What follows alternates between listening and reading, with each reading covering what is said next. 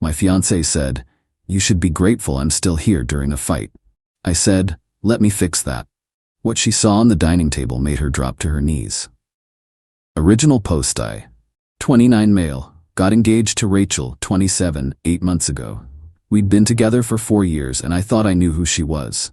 Turns out that ring on her finger flipped a switch I didn't know existed. The entitlement started small. Comments about how her friends' fiancés did more, bought better gifts, planned elaborate date nights every week. I work in IT support, decent money, not tech bro wealth. Never bothered her before the engagement. Things escalated last month. I'd been pulling overtime to save for the wedding she wanted. We're talking $40K minimum. Her vision kept expanding. Designer dress, luxury venue, 200+ guests. I was exhausted, stressed, and my back was killing me from a work injury. Rachel started going out more. Girls' nights that ended at 3 a.m.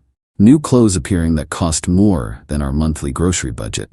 When I mentioned our wedding savings were getting hit, she'd say, "Babe, I need to look good. I'm taken now, but that doesn't mean I should let myself go." Last Friday was the breaking point. I'd worked a 12-hour shift covering for a sick colleague. Came home to find her in full makeup, designer dress I'd never seen. Me going somewhere? Cassidy's birthday dinner. Told you yesterday. You didn't tell me anything. I would have remembered. Not my fault you don't listen. Anyway, I need $200 for my share of the gift and dinner. We just paid the venue deposit. We're tight until my next paycheck. That's when she said it. The words that changed everything. "God, you're pathetic. Do you know how many guys would kill to be with me? You should be grateful I'm still here instead of with someone who can actually provide." I stared at her. 4 years, living together for 2. And this is what she thought? Me, "You're right, let me fix that." Finally, "So you'll give me the money?" Me, "No, I meant I'll fix you still being here." Went to our home office, printed out some documents I'd been putting together, laid them on the dining table, grabbed my keys. "Me, I'm going to stay at my brother's tonight. We'll talk tomorrow." "Are you seriously leaving because I asked for money? Real mature, Nathan." I left. Phone started blowing up before I even reached my car. 20 missed calls, 47 texts, all variations of "What is this?" and "You can't be serious."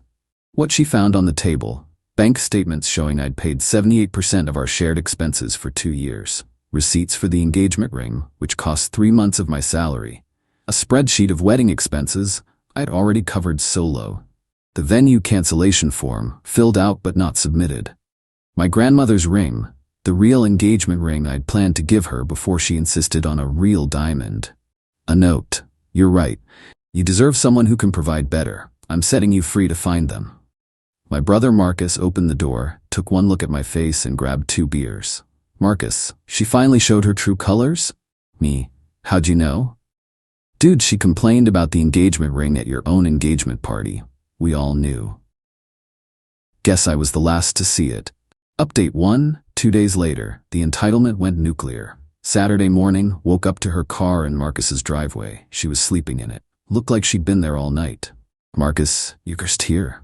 Knocked on her window. She jolted awake, makeup smeared, wearing the same dress. "Rachel, Nathan, thank God, we need to talk." "We really don't. You can't just end things. We have a wedding planned. I have a dress ordered. What will people think?" "That's your main concern? What people think?" I picked out save the dates. My cousin's already booked flights. Good thing I filled out that cancellation form. She followed us inside uninvited. Marcus's girlfriend Priya was making breakfast. "Rachel, heard you think Nathan should be grateful you're still here." "That's not." I was emotional. "Nathan knows I didn't mean it." "Which part didn't you mean? That I'm pathetic? That you could do better? That I should be grateful?" "You're twisting my words." "I'm literally quoting you."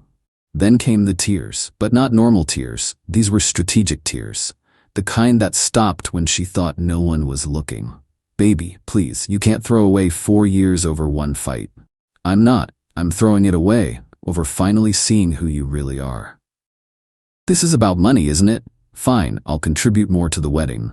There is no wedding. That's when she switched tactics, pulled out her phone. "If you don't talk to me, I'm calling your mom." Go ahead, she never liked you anyway. Rachel actually called my mom, on speaker. Rachel? It's 8 a.m. on a Saturday. Nathan's having some kind of breakdown. He canceled our wedding. Good, about time. Nathan, you there? Hi, Mom. Proud of you, honey. Marcus, make sure he eats something. Rachel, lose my number. Rachel's face was priceless, but she wasn't done. Started rapid fire calling her support system. Her sister Vanessa, her mom, her best friend Jojo, all on speaker, trying to shame me. Vanessa, Nathan, what's this about? Rachel's hysterical. Me ask her what she said to me last night. Rachel, I said I needed money for Cassidy's birthday. And that's it. Cool. So you don't remember telling me I should be grateful you're still here? That you could do better? Vanessa, you said what? Even her sister was shocked. Rachel hung up quick. Update 2. 1 week later. The extinction burst was something else. Monday, Rachel realized I was serious. The venue called her to confirm the cancellation. That's when she went full psycho. First, she tried to get into my apartment. I'd already changed the locks. Learned from reading too many Reddit posts. Heard from my neighbors she stood outside for 2 hours, trying her tea and crying. Then came the social media assault. Posted our engagement photos with captions like, "Some men can't handle a strong woman who knows her worth." And dodged a bullet. Imagine marrying someone who gives up at the first challenge. Her friends piled on. Comments about toxic masculinity and men who can't communicate. Until I posted my own update.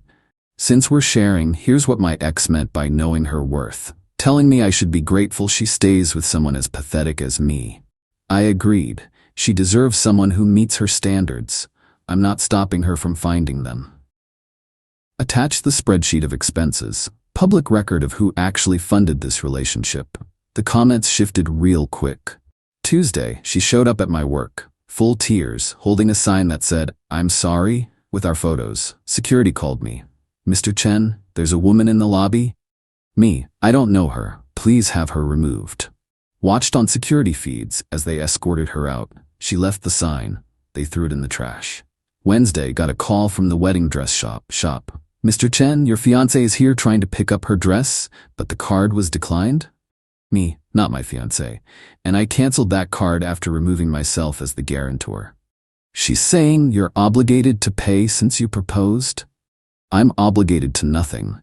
She wanted someone who could provide better. I'm not stopping her from finding them." Heard shrieking in the background before they hung up. Thursday was when she really lost it. Showed up at Marcus's place with a U-Haul. "Rachel, I'm here for my stuff." "What stuff? You don't live here." "My stuff from your apartment." "Oh, that's already boxed up, in my storage unit. You can schedule a pickup once you pay me back for your half of the rent you never contributed." "Rachel, I contributed in other ways." "Name one." I decorated. With his money." She tried to push past me. Priya started recording. "This is going straight to TikTok if you don't back up." Friday, the real kicker. Her mom called. Not to yell, to negotiate. Her mom, "Nathan, let's be reasonable. Rachel made a mistake. She's learned her lesson." "What lesson?" "That actions have consequences." Her mom, "She's been crying all week. She can't eat, can't sleep." Me, sounds like a personal problem. Her mom, "The wedding is in 3 months. Everything's booked." Was booked. It's all canceled now, except the photographer. Kept him for my birthday party instead. "You're being cruel." Me, "No, cruel is telling someone they should be grateful you tolerate them. I'm being logical." She said that in anger. And I responded in clarity. Update 3. 2 weeks later, Rachel went scorched earth. Started telling people I was abusive, that I'd financially controlled her, that canceling the wedding was my way of punishing her for standing up for herself. Problem was, she'd been bragging about our finances for years, posted constantly about the gifts I bought, the trips I paid for, how I spoiled her. Hard to claim financial abuse when your Instagram is full of you spending your victim's money. Her friend Jojo actually reached out privately. "Hey, I'm sorry. I believed her at first, but then I remembered all the times she bragged about how you paid for everything. That's not abuse, that's just her using you." Me, "Thanks for seeing it." She's telling people you're keeping her stuff hostage. It's in storage. She can have it when she pays her half of the rent. How much does she owe? $8,400. I have receipts. Holy she never paid rent? Me never. Always had an excuse. That information somehow made it back to Rachel's friend group. The narrative started cracking, but Rachel doubled down, filed a police report claiming I stole her belongings. Officer showed up at my door. Officer, sir, we received a complaint about stolen property. Here's the lease showing only my name, receipts showing I paid for everything in the apartment, and texts where she admits she never contributed to rent. Her belongings are in a storage unit. She can retrieve them after settling her debts. This is a civil matter. Ma'am was quite insistent it was theft. She's quite insistent about a lot of things that aren't true. Officer left. But Rachel wasn't done. She created a fake dating profile using my photos. Bio said I was looking for a woman who knows her place and other garbage. Screen grabbed it and sent to my lawyer. Yes, I got one. Cease and desist letter sent. Profile came down, but damage was done. Had to do damage control with my actual dating profiles. Then came the final play. She showed up one last time, but not angry. She came broken. Showed up at my apartment at 11 p.m. No makeup, messy hair, pajamas. The vulnerable look.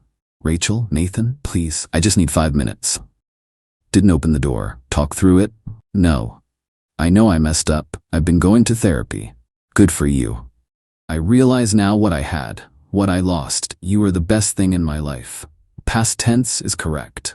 Don't you miss us at all? 4 years, Nathan? Doesn't that mean anything? It means I wasted 4 years on someone who thought I should be grateful for the privilege. Thanks for the reminder. I'll do anything. Therapy, couples counseling, I'll pay you back. Pay me back? Now you're talking. $8,400 plus the wedding deposits I lost. $11,600 total. Cash or certified check only. Silence. You know I don't have that. Then we have nothing to discuss. You're really going to throw us away over money? You threw us away when you told me to be grateful. You tolerated my pathetic self. I just took out the trash. Heard her slide down the door crying. Real tears this time. I loved you. No, you loved what I did for you. There's a difference. She left after an hour. Haven't heard from her since. Final update. 1 month later. Rachel's living with her parents now. Cassidy, remember the birthday that started this, reached out to apologize. Turns out there was no birthday dinner. Rachel had made plans with some guy from her gym and used Cassidy as cover. Cassidy, I had no idea she was using me as an alibi. I'm so sorry. Me, not your fault. Thanks for telling me. There's more. That fight you had? She'd been telling people for weeks she was settling for you, that she could upgrade after the wedding. After the wedding? Yeah. She literally said she'd wait until after the wedding to start looking because she wanted the wedding and gifts first. Screenshot that conversation. Added it to my lawyer's file, just in case. The venue kept $2,000 of my deposit, but released the rest since I canceled within their window. Used it for an epic birthday party instead. Same photographer, same DJ, better company. My mom made a toast about celebrating Nathan's Independence Day. Even Marcus got emotional. Rachel tried to crash it. Security. Yes, I hired security. Turned her away at the door. She made a scene. Someone filmed it. It went semi-viral on TikTok. Comments were brutal but accurate. Last I heard, she's working at her mom's boutique, living at home and telling anyone who'll listen that I'm the villain in her story. That guy from the gym? Ghosted her after 2 weeks when he realized she expected him to fund her lifestyle. Me? I'm good. Therapy helped process the gaslighting. Apparently, I'd been accepting crumbs and being told to be grateful for them for years. Not anymore. My apartment's peaceful. My bank account's recovering. My family actually visits now that she's gone. And I can watch whatever I want without someone sighing dramatically about my pedestrian taste. The dining table moment, when she saw those papers and dropped to her knees, that image stays with me. Not because I enjoyed her pain, but because it was the moment she realized I knew my worth. And my worth? Way more than being someone's meal ticket they think should be grateful for the privilege. Funny thing about telling someone they should be grateful you're there, sometimes they realize they're better off when you're not. Wedding would have been next month. Instead, I'm taking myself to Europe with the money I saved. First class. Because turns out, when you're not funding someone else's fantasy lifestyle, you can afford your own reality. To anyone reading this, when someone tells you to be grateful, they tolerate you. Believe them. They're showing you exactly how they see you. And you deserve better than being anyone's settled-for option. Oh, and Grandma's ring? Gave it to Marcus. He's proposing to Priya next month. At least it'll go to someone who deserves it.